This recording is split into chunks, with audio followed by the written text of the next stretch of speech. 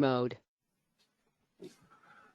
Hi everyone, welcome to today's webinar. Today we are going to explore how the ACNC helps organisations looking to register as charities, what we do, some of the things organisations should be aware of before applying for charity registration, and we're also going to look at some common issues we see that may cause problems for charities when it comes to retaining their registration, as well as some of the actions charities can take to help themselves. My name is Chris Richards. I'm from the Education and Public Affairs team at the ACNC. Joining me today is my colleague Louis Hine. Louis, hi, how are you? Hey Chris, not too bad. Hi, we've also got Vlad Klendo from the ACNC's Registration Directorate joining us today. Vlad, how are you? I'm good, thank you, Chris. And yourself? Yeah, doing all right, Now, first things first, we'll kick off proceedings today with an acknowledgement of country. The ACNC acknowledges the traditional custodians of country throughout Australia and their connections to land, sea and community. We pay our respects to them and their cultures and their elders past, present and emerging. Today our webinar is being presented from Wurundjeri land. And we are coming from a number of locations, but we're being coordinated from Wurundjeri land. Also, before we get rolling, we'll cover off some quick housekeeping details. If you've got any troubles with the webinar audio, you can try listening through your phone. Call the number listed in the email that you'll have received upon sign up. There'll be an access code and you can listen that way. We've got some colleagues today, Emma and Gabby, who are going to be answering some questions in the background as they come through. So feel free to type in a question or two through the GoToWebinar interface. They'll be zooming through some questions as we progress. We'll try and answer all the questions as they come through. If we don't, there is an email address you can send us a question or two, or if you've thought of a question after things have ended today, the email address is education@acnc.gov.au. We'll be able to help you out there. We are, as always, recording this webinar. Slides and the recording are going to be available up on our website at some stage in the next day or so. We'll also send out an email to everyone who registered for today's session, and that'll have a link to the recording and some other resources and links and bits and pieces too. We'll be mentioning some of those website links during today's webinar as well, so you don't have to scribble madly. They'll be in the follow-up email and they'll also be in the presentation slides that'll be available for download too. Finally, we'd, as usual, like some feedback from yourselves. If you wish, there's a little survey after we're done today. It takes about 20 seconds to do a couple of quick questions, and we'd love your input on those. So, first things first, what's on the agenda today, Louis? All right, let's have a look. So today we'll be covering three main areas throughout this webinar, which are some of the obstacles that organisations encounter when looking to register as charities, as well as some tips to address them. We'll also be looking at some of the issues we see with charities retaining and maintaining their registration, and again, some tips on how they can do that. So with those two, just a bit of context and perspective to help organisations and charities with those sorts of things. And finally, we'll be taking a quick look at our program of deductible gift recipient reviews and the important place they have in helping charities to maintain their right to registration. So let's just start with those organisations that are wanting to be registered as charities. And of course, an important starting point is to realise that not every organisation is actually eligible to be registered as a charity. So Vlad, could you please explain which organisations can actually be registered as charities with the ACNC? Yes, certainly. When we assess application for charity registrations, the registration team has to make sure that all the components of the definition of charity are met.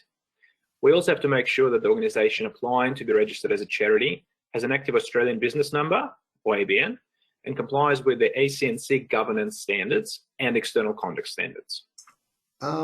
So, okay, when we're talking about making sure all the components of the definition of charity are met, now it's a little bit of a mouthful. Now we're referring to some of the points that are appearing on the slide here, aren't we, Vlad? That's right. So this information is actually from the Charities Act. So straight away, it outlines that a charity must be obviously a non-for-profit, So it's an organization that does not operate for private profit or gain, both while it is operating, but also when it winds up. If an organization is registered as a charity, it can generate profit, but must only use it towards its purposes, its charitable purposes. Now we often get some questions about that last point that you mentioned, Vlad, the idea of generating profit. Now charities, not-for-profits, they can generate a profit or a surplus, but that profit must be ploughed back into the charity's work and towards its purposes. And that's the key. Now, as you can see, there's some information on the ACNC site about this at the address there on your screen, acnc.gov.au/not-profit. What else, Vlad? What else do we need to cover? Well, very importantly, registered charities must also have purposes that are counted as charitable. So they must not have any disqualifying purposes, and also may not be an individual, a political party, or a government entity. So on that point about disqualifying purposes there, Vlad, it definitely seems a little bit cryptic on face value. Could you just give us a little insight onto what exactly that means? Certainly. So in a nutshell, it means that charities' purposes cannot lead to engaging in promoting activities that are unlawful or against public policy, and that do not promote or oppose any one political party or a candidate. And you mentioned the phrase not being an individual a second ago, Vlad. That's a good point, because it is possible to get an ABN as an individual or a sole trader, as they're called. But this isn't something that we can consider for charity registration, right? It needs to be some kind of group or trust, then, something like that. Yeah, that's right. So you wouldn't be able to apply for a registration as a charity if you're a sole trader, for example. So it needs to be an organization with a structure. So something like a company, an association, or a trust. Yeah.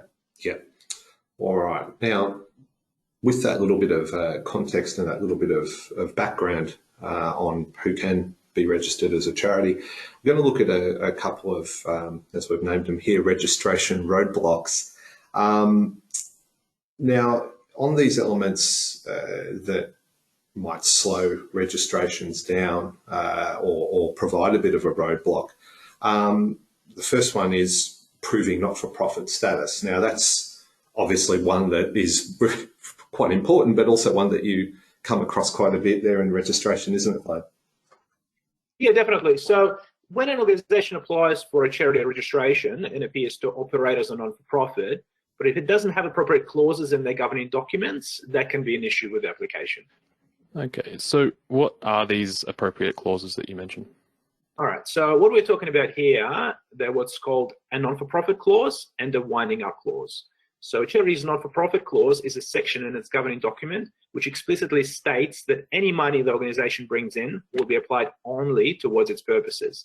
It notes that income and assets are not to be transferred to any member of the organization except for where it's genuine compensation for services rendered or expenses incurred.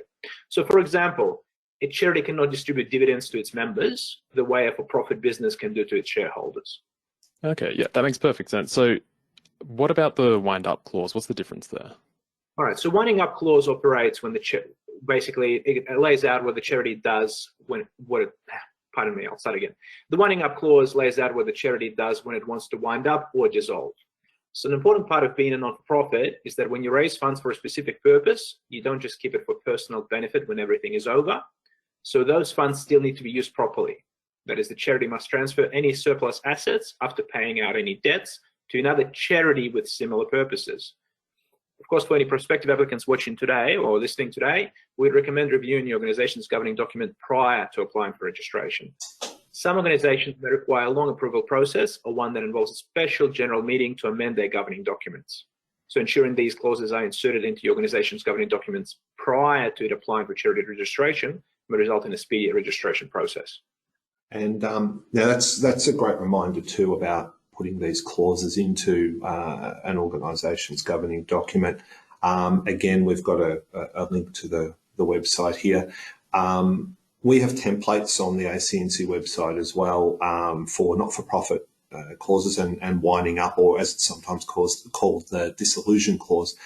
Those templates are a good starting point, so go and have a look on our website for those. but it's important to know that organisations need to tailor them to their own circumstances. So they're not just a cut and paste. They provide a very good basis. You may need to tailor them to suit your unique circumstances.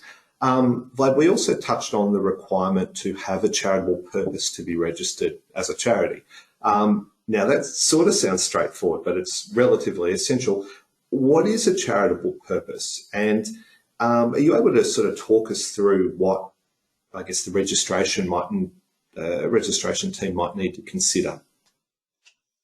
Certainly. Well, let's start off with what is a purpose. So an organization's purpose is essentially where it directs its focus. So to be registered as a charity, an organization is required to solely pursue purposes that are recognized as charitable under law. So any activities that a charity conducts should be in support of these charitable purposes. Now, whilst we don't have time to go into every single charitable purpose you could have as a charity, there is some great information on our website about it. I think it's actually listed on the slide, acnc.gov.au/charitable purpose.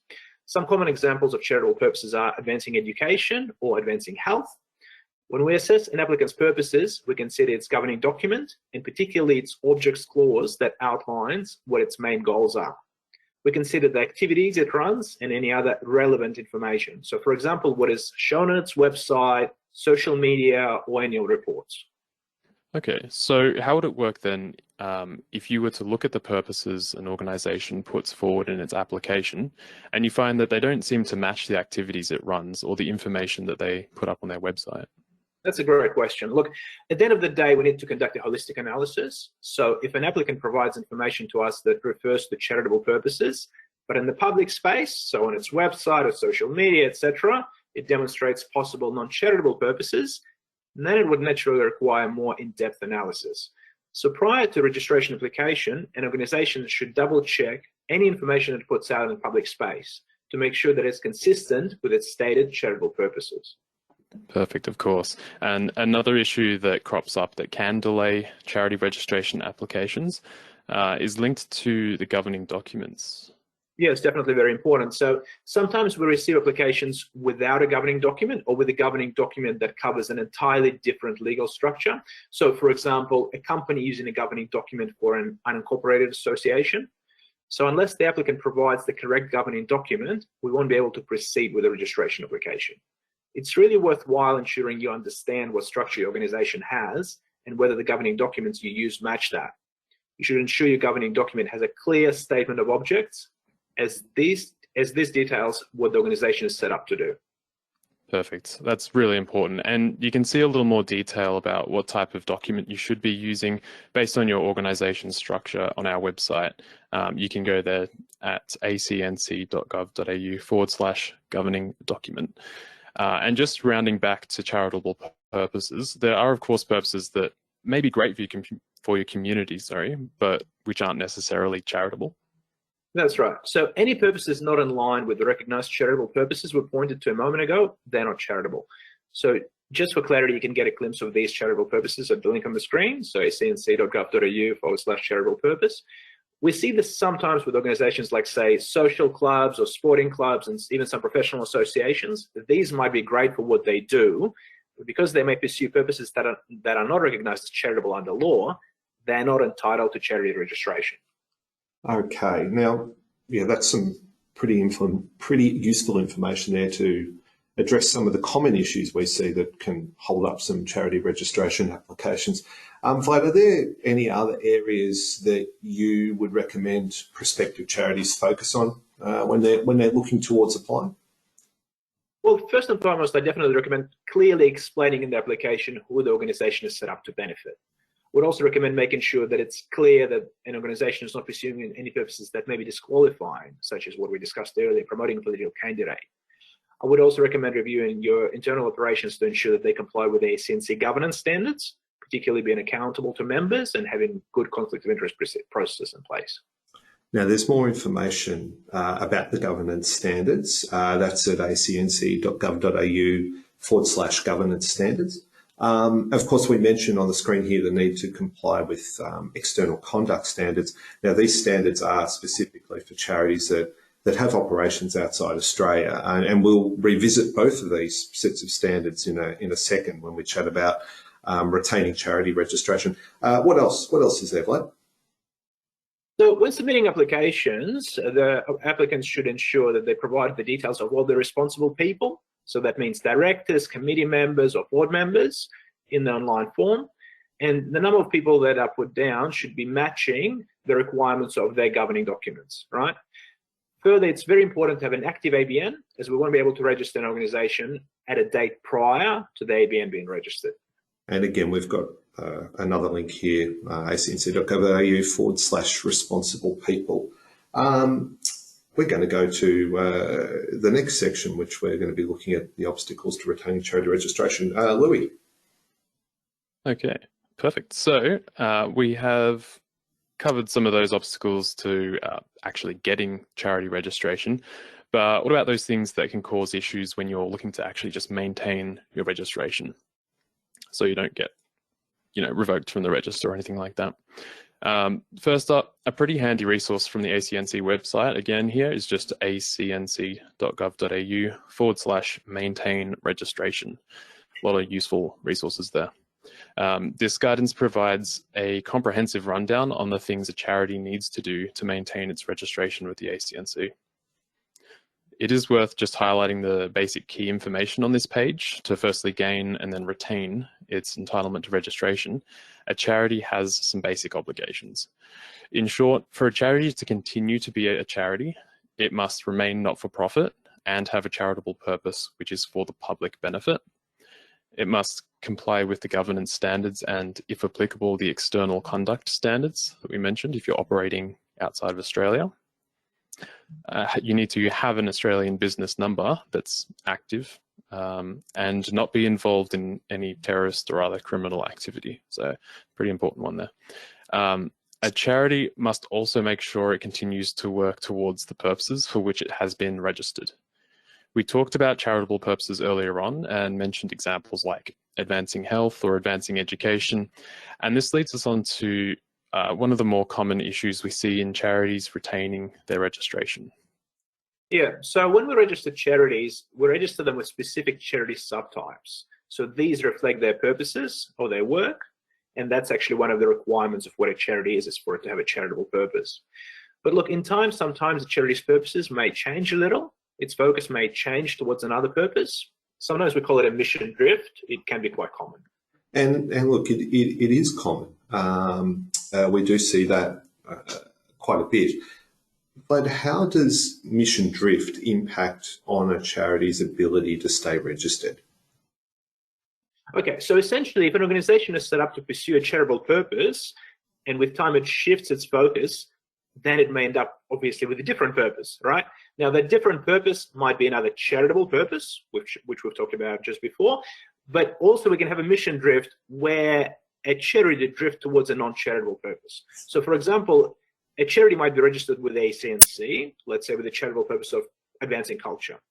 But over time, it stops engaging in cultural programs and becomes focused on running a social club for its members. So at that stage, this charity may in fact be pursuing purposes that are non-charitable. And again, look, this is common. It's amazing how over a period of time, over a charity's life, things can change. And it can change or happen so slowly or so gradually that no one actually notices until the charity is a long way down the mission drift track, I suppose. And all of a sudden there might be a light bulb go off and a bit of realization, hold on, we were set up to do this thing and now we're doing this other thing. Hold on, what's going on here? That can end up being a long way away from what a charity was originally set up to do. Now, are there reasons why mission drift occurs, Vlad? Look, there are probably many reasons, but one is where an organization focuses on individual activities rather than regularly referring to its core objects, so what it was originally set up to pursue. Another problem that we often see is the desire to do too much. So an organization or charity might start focusing on the relief of poverty, but then it decides to, let's say, run a sporting program, right? So even if the charity is still pursuing its original charitable purpose by taking on new potentially non-charitable purposes, its entitlement to registration actually becomes at risk. Yeah, mission drift happens so often, and it is, to be honest, not unusual. We see it quite often. But as Vlad mentioned, it can affect a charity's entitlement to registration because it means an organization that was previously charitable ends up pursuing non-charitable purposes. So the question is, how can a charity address this issue? Look, some of these can be pretty simple. So we'd recommend that charities review their objects to ensure they reflect their current purposes. Reading back through the charity's objects, if there are any discrepancies between what the charity does now and what it's set up to do, then objects should be updated accordingly with relevant objects clauses. It may involve having a meeting as per the rules of the governing document, voting to amend certain objects. It is important that charities notify the ACNC if they believe that their subtypes may have changed as a result of the change in their objects or as a result of changes in their purposes. So charities can take an option to revoke certain charity subtypes that no longer reflect their purposes and add new subtypes that reflect what they're currently doing. And of course, charities should avoid pursuing any purposes that are not charitable. If charities need any guidance, of course, they can reach out to ACNC for advice. Look, mission drift is common, as we've said several times, but any issues it causes can be addressed. That's great. And so for the benefit of anyone listening out there thinking, maybe there has been some mission drift happening in my organization, I might need to update the ACNC on this kind of thing, I've got you sorted. So if you haven't already, you can sign up at the ACNC charity portal at charity.acnc.gov.au. And to help sign you up or sign into the charity portal, we've got some guidance on the ACNC site. You can see that on the screen here, just acnc.gov.au/charity portal. That'll sort of guide you through the whole process if you get stuck on any parts. So you'll need to just use an email address unique to yourself when doing this, since every login is tied onto the name of whoever first signs up. Once you're in, and assuming you can see the charity's name in the middle of the page, just click on the charity's name and continue through to either the Manage Other Charity Details or the Charity Details tab. From here, you should see the option to change your charity subtype. That opens an online form that you can actually just fill in and provide us with all the details about the updates you need, and that will just basically come straight through to us. We'll have a quick look and, make sure those things are updated. And so another key thing to remember when it comes to maintaining your charity's registration, its ongoing obligations. So two key ones the charities need to comply with, the ACNC governance standards, and if applicable, the external conduct standards. Of course, we mentioned these a little earlier on in this webinar. Charities' adherence to these standards is a key ongoing obligation that they really must keep up with to retain their registration. Yeah, just to clarify, governance standards, there are a set of core minimum standards that deal with how a charity is run. So a charity must remain charitable, operate lawfully, and be run in an accountable and responsible way. There are 6 governance standards, and they're described in detail on the ACNC website. There's actually a link on the screen. Charities should review the standards and ensure that they have processes in place to meet them. So if a charity believes that it is not meeting the standards, it should consider amending its governing document or creating appropriate policies to ensure it does so. And the external conduct standards, apply only if your charity operates outside Australia. I mentioned that a minute ago as well. So the standards require charities to take reasonable steps to ensure appropriate standards of behaviour, governance and oversight when undertaking activities or providing funding overseas. We have some great tips on ensuring a charity complies with both the governance standards and external conduct standards on our website, as well as self-evaluations that you can do to assess if you're meeting both sets of standards. Now, remember again, charities must comply with both of these sets of standards to retain their right to registration. So we're emphasising this a bit, but obviously it's vital. Now, of course, charities also have a number of reporting obligations that they need to fulfil to retain their registration as well. Vlad, what are maybe a couple that we could highlight here that we often see and that can perhaps impact on charities when it comes to retaining their registration? Certainly. So first and foremost, we see some charities that have had a change of contact details or a change in governing document or responsible people, and they don't notify ACNC of these changes. It's very important that when there is a change, a charity notifies the ACNC of these new details.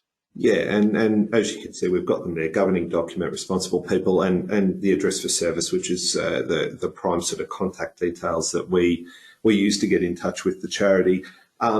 Look, keeping these details up to date, this ensures that the information that we have on our charity register is accurate, and that we have all the information we need to ensure that we can contact charities if we need to, or to ensure that charities' governance and oversight is adequate, those sorts of things, that they're operating properly, that they're operating in accordance to their purposes, and that there's an adequate number of responsible people in place. Yeah, and also, as we alluded to earlier, when a charity is applied to a charity subtype, we may actually ask for any outstanding lodgements to be made. So this, of course, refers to annual information statements, for example, ASs as they're sometimes known. So doing this, making sure that the ASs are lodged, that ensures that a charity would not have its registration revoked through a double defaulter process. And it's good you bring up the double defaulter process, actually, since this is probably one of the more common ways that a charity might lose its registration with the ACNC. Now, when we say double defaulter, we refer to any registered charity which has failed to submit 2 or more annual information statements. If this happens, they'll fall into the double defaulter process, and the ACNC will send them a notice just letting them know that they have 28 days to submit all outstanding statements before we have to revoke their registration. Before the double defaulter process occurs, though, the ACNC generally sends out reminders to charities when an annual information statement is nearly due, or even if it's become overdue already. So we'll give charities plenty of notice about what they need to do. It is really important, if you think you can't do your annual information statement by the due date, you let us know beforehand by sending an email or filling in an online inquiry at our website. And that's just at acnc.gov.au/contact-us. All right. Now, we've looked at a number of factors that can be obstacles to organisations wishing to be registered as charities, and we've also looked at some things that sometimes trip charities up when it comes to retaining their registration. We've also offered some tips on how charities can avoid or address these issues and to do so relatively easily. The last thing we're going to cover in our webinar today is a little bit of a look at our continuing part of our registration team's work. It's our ongoing program of Deductible Gift Recipient or DGR reviews. Vlad, can you sort of, shed a little bit of light on what this program is? Certainly. So the ACNC is again going to review a selection of charities with a DGI endorsement. These reviews are a part of federal government reforms first announced back in 2017. And the ACNC receives funding to review approximately 2% of all DGI endorsed charities per year. Now, this work's pretty important, obviously. DGR endorsed charities make up around about 40% at last check of charities that are registered in Australia. Now, that's obviously a large portion of charities in the sector. The reforms in the review program, they really have a few aims.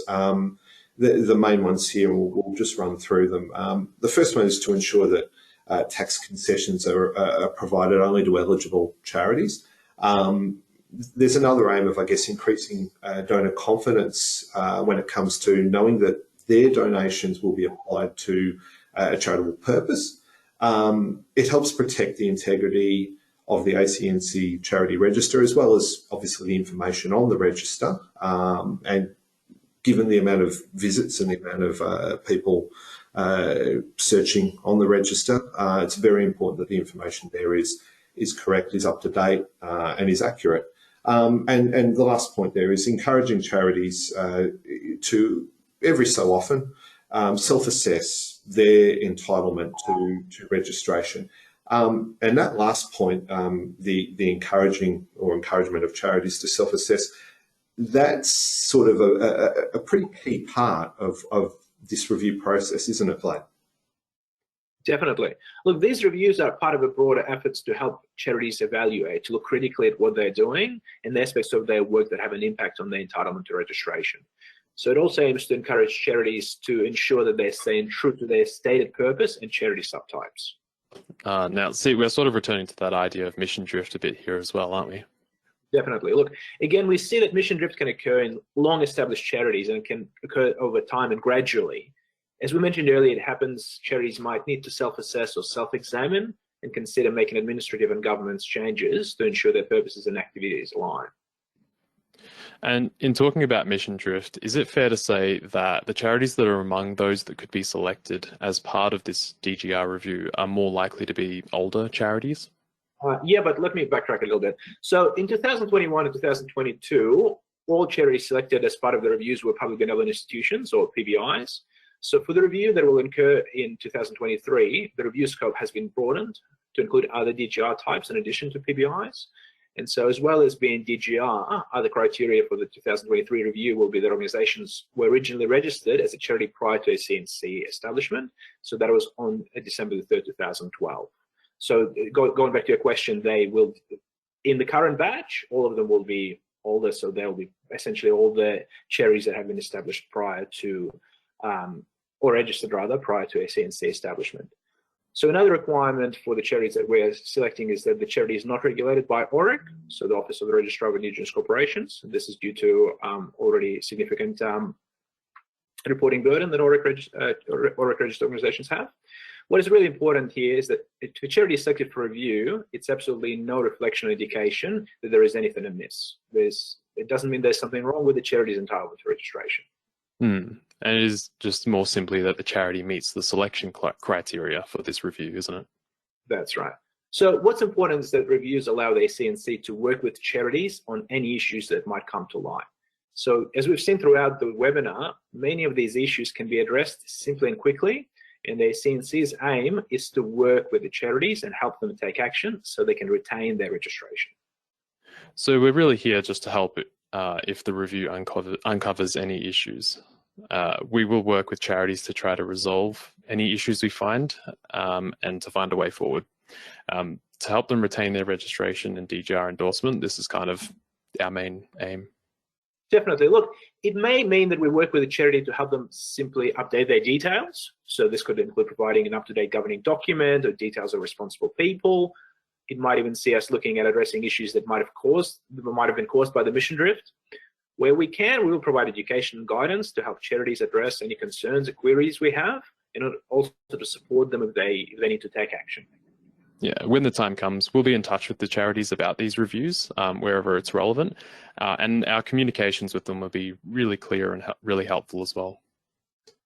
And just on that too, there's again emphasise the availability on our website of the self-assessments that we have, that charities can go onto our website, have a look at them, work through them, just again as a thing that they do themselves, and just have a little bit of a think and a bit of a reflection on whether, for example, there might have been some mission drift or whether there's something that they may need to do. So again, recommend that charities go and perhaps have a look at those self-evaluations and to keep them in mind.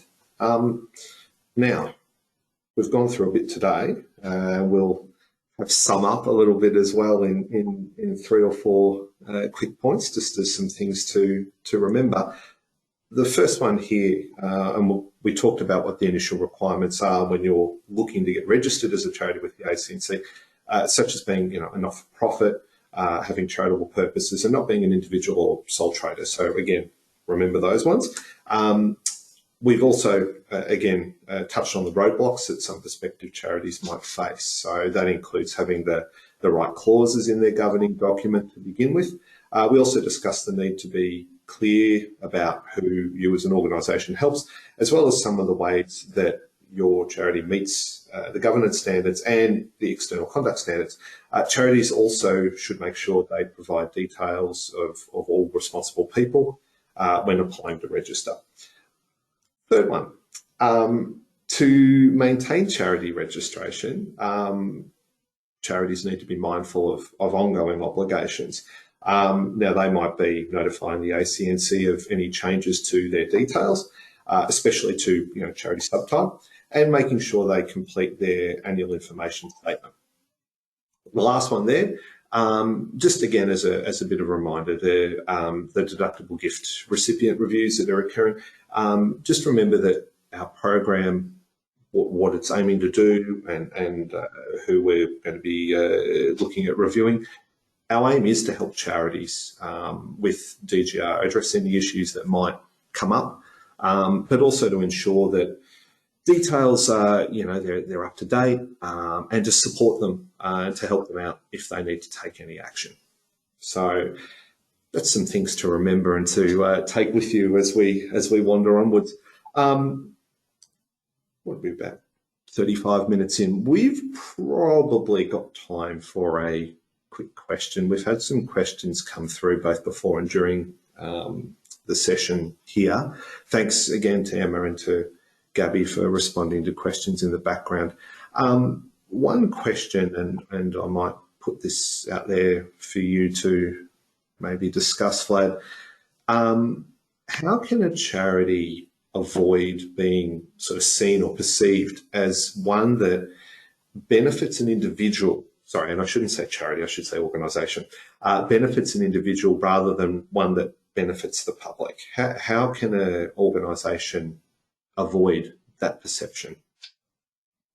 Look, that's a great question, and perhaps a little bit too technical to go into too much detail for the purposes of this webinar. But look, in general terms, I think what we need to focus on is going back to our discussion about charitable purpose and where the focus is, the similar kind of concept applies to public benefit. Where is the focus? So, for example, I gave you an example earlier of advancing culture versus having a social club for its members. So, for instance, if you have an organization that is set up to advance culture, so to create something that exists for a public benefit, so of the general public or of a group that is interested in this culture, it may be a linguistic group or it may be a cultural group that promotes the arts, that is something that is there not for your friends or family or for strictly your members, that is there for the general public benefit. Yeah. So it is for the community at large, or it's for a significant group of the community. Whereas if you just create a club, a social club, or a members-only club that benefits its members, then that brings up the issues of supporting your own members, supporting individuals, or supporting, let's say, friends and family. That is different to creating something that is of benefit to the broader public. Yeah. Look, this is a very general answer. Like I said, it actually can be a very technical topic. So, of course, our listeners today can write in with questions or reach out to ACNC. But as a general gist, this is where I would draw the line, and I would say that if something is targeted at a broader public, at a group that is not connected to you, at a group that, or not, I wouldn't say necessarily not connected to you, but a group where there's arm's length distance between an organization and its beneficiaries, that's much easier to tell that there is a public benefit versus an organization that is set up to benefit its members, for example. Sorry, I was going to say I'm nodding vigorously here, Vlad, but of course no one can see me nodding vigorously. But that's wonderful. And you're right. It is or can get quite technical, but that's a pretty good distinction and a pretty, as you said, where the line would get drawn.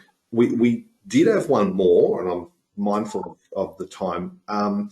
One that came through just before proceedings started today, and we've sort of answered it a little bit here, but just, I guess, for a bit of emphasis. Does an organisation's constitution need to change if it becomes ACNC registered? Now, I'm reckoning I probably might be able to know the answer to this one, but Vlad, if you wanted to just sort of explain or provide a bit of a response to that one. Well, no, it doesn't need to change if it becomes a registered organization. Having said that, when your constitution is something that we definitely consider as part of the entitlement to a registration or to a part of entitlement to a subtype of charity, right? So what we actually do is we assess the governing document, so it may be constitution or model rules or any other type of governing document your specific organization has, and we assess whether it meets the requirements for charity registration. If there is something that is missing, so for example, we discussed earlier objects or non-for-profit clauses and things of that nature, then we may certainly reach out to an organization and say, that this is the kind of part, so to speak, that is missing from the governing document and that would need to be amended. But once an organization is registered, then the governing document will remain as it is unless it is changed for whatever purpose. Again, like if there is a change in objects later on, etc., etc.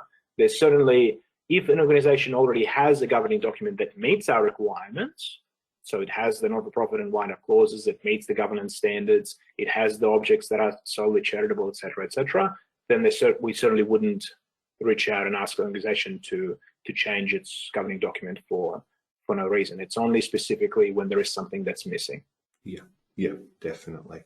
Thank you again for that one, Vlad. We're going to sort of wind up or wind down, depending on what the phrase is. Thank you very much for everyone for coming on today and joining us, particularly given that we had to reschedule this webinar from last week. So thank you for your patience on that. Look, we have, he says, trying to click over to the next slide. There you go. We've got a number of ways that you can stay in touch with us. The website, there's a number of social media down there. We've got webinars, obviously our web guidance, and our charitable purpose monthly email has all the newsy bits and pieces about the ACNC as well. So definitely sign up for that and keep an eye on all those links and bits and pieces that you see on the screen. Again, thank you very much for coming on today. Feel free to join us for our future webinars. We've got one scheduled for next month as well. So feel free to sign up. Thank you, everyone. Thank you, Louis, and thank you, Vlad, for joining us today as well. Thanks heaps. Yeah, thank you. And look, thank you to Emma and to Gabby for answering questions. We hope you've enjoyed our presentation today. If you've got any feedback, please feel free to complete the short survey at the end of proceedings once everything's done. Again, only a couple of questions, takes about 20 seconds to get through, but we do appreciate the feedback. And again, too, if you've got any questions that you might come into your mind like 2 days down the track or whatever, feel free to send them through. Email address is there on the screen, education@acnc.gov.au.